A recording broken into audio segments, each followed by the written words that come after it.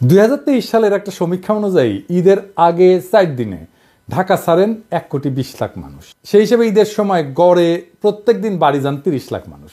কিন্তু ঢাকা কেন্দ্রিক যে গণপরিবহন ব্যবস্থা আছে সেগুলো দিয়ে বড় জোর দিনে 22 লাখ লোককে পরিবহন করা সম্ভব এক জায়গা থেকে আরেক জায়গায় নিয়ে যাওয়া। ঈদের আগের কয়েকদিন প্রত্যেক দিন গড়ে প্রায় 8 লাখ মানুষ বাসে, মিনি বাসে, 1,05,000 মানুষ ট্রেনে বসে এবং দাঁড়ায়, 1.25 লাখ মানুষ লঞ্চে যাতায়াত করেন। ব্যক্তিগত গাড়ি মাইক্রোবাস ভাড়া করে বাড়ি যান 7.5 লাখ মানুষ। মোটরসাইকেল নিয়ে ঈদযাত্রায় সামিল হন 4 লাখ মানুষ। সমীক্ষা বলতেছে আরও 8 লাখ মানুষ ট্রাক, অটোরিকশা সহ নানা অপ্রচলিত বাহনে ভোগান্তি নিয়ে যাতায়াত করেন। কিন্তু যাত্রীবাহী যানবাহনের সক্ষমতা আছে 86,68,000 যাত্রী পরিবহনের। বাকি 33,32,000 যাত্রী যান সংকটে ভোগেন। ট্রেনে কত মানুষ যায়? আমরা আগের ডাটায় দেখি যে 7 দিনে 2 লাখের একটু বেশি মানুষ টিকিট কাটে। কিন্তু আমরা অনুমান করি টিকিট কেটে যারা যায় তার থেকে 3 থেকে 4 গুণ লোক বিনা টিকিটে যাতায়াত করে। রেলের ডিজি বললেন অ্যাটলিস্ট দ্বিগুণ লোক যাতায়াত করেন।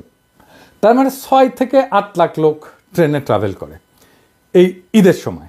এই ট্রেন ট্রাভেলকে আমরা কিভাবে এফিসিয়েন্ট বা অপটিমাইজ করতে পারি? এফিসিয়েন্সি মানে হচ্ছে আমার যা আছে তাই দিয়ে বেশি ফল আনবো অন্যভাবে কইরা। এখন দেখি আমরা ঢাকা চট্টগ্রাম রুট নিয়ে একটা পরিকল্পনার কথা আলাপ করি, যে পরিকল্পনাটা করা হয়েছে। মানে একটা উদাহরণ হিসাবে আর কি, এটা সব রুটে করা যায়, কিন্তু আজকে আমরা দেখব ঢাকা চিটাগাং রুটের আলাপ। বর্তমান মডেলটা কি? সেটা হইতেছে ঢাকা থেকে একটা ট্রেন চট্টগ্রাম যায় আন্তনগর, সব স্টেশনে না থেমে নির্দিষ্ট বড় স্টেশনগুলোতে থামে। ট্রেনটা পৌঁছাতে সময় লাগে 6 থেকে 7 ঘন্টা এক এক দিকে, মানে যাইতে 6 থেকে 7 ঘন্টা, আসতে 6 থেকে 7 ঘন্টা। সেই ট্রেন আবার ফিরে আসে, ফলে এক ট্রেন দিনে একবার মাত্র যাতায়াত করা সম্ভব। একটা ট্রেনে যায় 700-র মতো যাত্রী একদিকে, ফেরত আসার সময় অনেক কম যাত্রী থাকে ঈদের সময়। তার মানে আমরা চিটাগাংয়ে পৌঁছায় দিতে পারি 700 যাত্রী একটা আন্তনগর ট্রেন ব্যবহার করিয়া।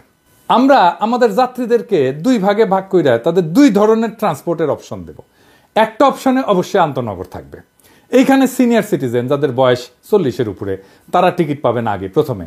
যাদের শিশু আছে, বিবাহিত মহিলা আছেন, পরিবার নিয়ে সফর করতে চান, বড় লাগেজ আছে, আমরা তাদেরকে আন্তনগর দিয়ে নিয়ে যাব, তাদেরকে আগে টিকিট দেবো। এর বাইরেও যারা যাইতেছেন তাদেরকেও দেব। তবে আমাদের আর একটা অংশ আছে যারা ছাত্র, সিঙ্গেল, কম বয়স, 40-এর নিচে বয়স, লাগেজ কম, একটা ব্যাগ নিয়ে চলে যায়, আমরা তাদের আলাদা ট্রান্সপোর্ট সার্ভিস দেব। এরাও কিন্তু এখন আন্তনগর ইউজ করে যায়, এরা যাত্রীর একটা বড় অংশ। তো তাদেরকে আমরা যে বিকল্প ব্যবস্থা দেব সেটাকে আমরা বলবো শাটল রুট চেইন। এটা কি? ধরেন ঢাকা থেকে চট্টগ্রাম পর্যন্ত যেতে 2 বার ট্রেন বদল করতে হবে এই শাটল রুট ট্রেনে।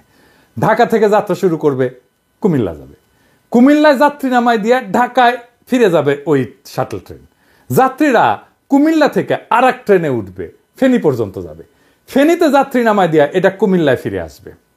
ফেনী থেকে যে ট্রেন যাবে ফাইনাল ডেস্টিনেশনে চট্টগ্রামে। 2 বার ট্রেন চেঞ্জ করতে হবে তাইলে। এইভাবে 3টা ট্রেন দিয়ে কম করে হলেও 8 থেকে 9টা ট্রিপ দেওয়া যাবে প্রত্যেক দিন। তার মানে আমরা প্রায় 6,000 যাত্রীকে চিটাগাংয়ে পৌঁছায় দিতে পারবো। এই ট্রেনগুলোকে যদি আমরা আন্তনগর হিসেবে চালাইতাম তাহলে ম্যাক্সিমাম 2100 যাত্রীকে চিটাগাংয়ে পৌঁছায় দিতে পারতাম। তার মানে 3 গুণ যাত্রী বেশি পরিবহন করা সম্ভব যদি এই শাটল রুট চেইন, যেটা আমি বললাম, সেইভাবে ব্যবহার করা হয়, একই রিসোর্স ইউজ করে। ভাড়া হবে আন্তনগরের অর্ধেক এইখানে শাটল রুট চেইনে, কিন্তু এইখানে ট্রেন বদলাইতে হবে। তো শুধু দাম কম এই জন্য কি ট্রেন বদলাইতে রাজি হবে? এনাফ ইনসেন্টিভ হবে? হয়তো হবে না, এটাকে প্যারা মনে করতে পারে কেউ। সেই জন্য আমরা এই সার্ভিসের সাথে আরেকটা অতিরিক্ত সুবিধা দেব।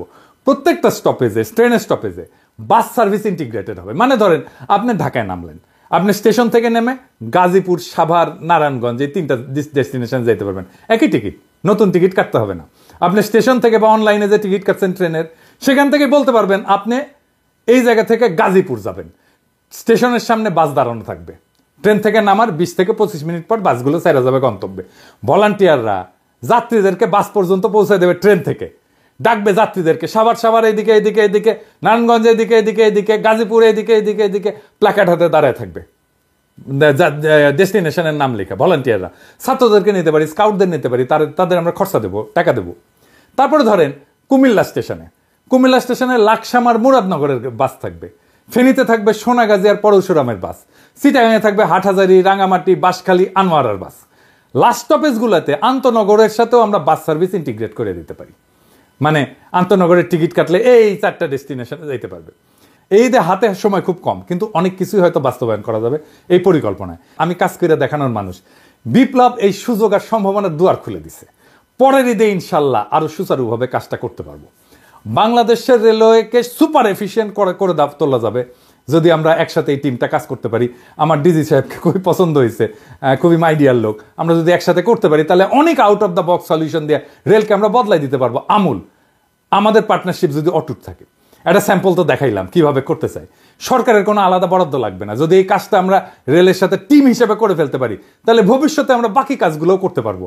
বাংলাদেশ রেলওয়ের পাশে আপনাদের পিনাকি তার টিম নিয়ে কাজ করবে রাত দিন, যেন ঈদের যাত্রা আপনাদের আনন্দময় হয়। রেলওয়ের বন্ধুরা যারা এই কাজ করবেন একসাথে আমার সাথে এই প্রজেক্টে, তাদের বলতেছি it will B a big fun.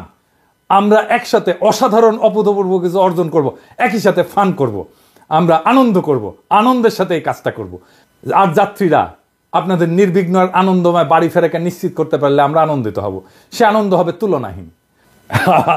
আবার এইটা ভাইবেন না যে এইটা টাকা করে একটা প্রজেক্ট করেছি, টাকা পয়সা নেবে পিনাকি দাদা অনেক কিছু। না না না, আমি বা আমার টিম এটার সাথে কোনো আর্থিক সংশ্লেষ নাই, বা টাকা পয়সা দেবে না আমাদেরকে সরকার কোনো। এটা সম্পূর্ণ স্বেচ্ছাশ্রম, আমাদের ভলান্টারি ওয়ার্ক বাংলাদেশ সরকারের জন্য, বাংলাদেশ রেলের জন্য কমপ্লিটলি ভলান্টারি ওয়ার্ক। এটা পরিষ্কার কইরা দেওয়া ভালো। আমার তো আবার শত্রুর অভাব নাই, কখন আবার কে বইলা বসে যে রেলের সাথে ব্যবসা করিচ্ছে পিনাকি। জি না ভাই, একটা পয়সাও আমরা নিচ্ছি না, আমার টিম নেবে না। আমার সাথে যারা কাজ করবে বেসরকারি পার্টনার যারা, তারা কেউই এই প্রজেক্ট থেকে কোনো পয়সা নেবে না। বা বাংলাদেশ সরকারের সাথে যত কাজই আমরা করি না কেন, কোনোটার সাথেই আমাদের কোনো আর্থিক সংশ্লেষ নেই। আমরা কোথাও থেকে কোনো টাকা পয়সাও নেই না, চাইবও না, দিলেও আমরা নেব না। দেওয়ার আমার টাকা পয়সার দরকার নাই, দরকার দেশকে সাহায্য করা, শুধু এইটুকু। এটা বলে দেওয়ার দরকার ছিল, সেজন্যই বললাম। অন্য মন্ত্রণালয়কে বলি,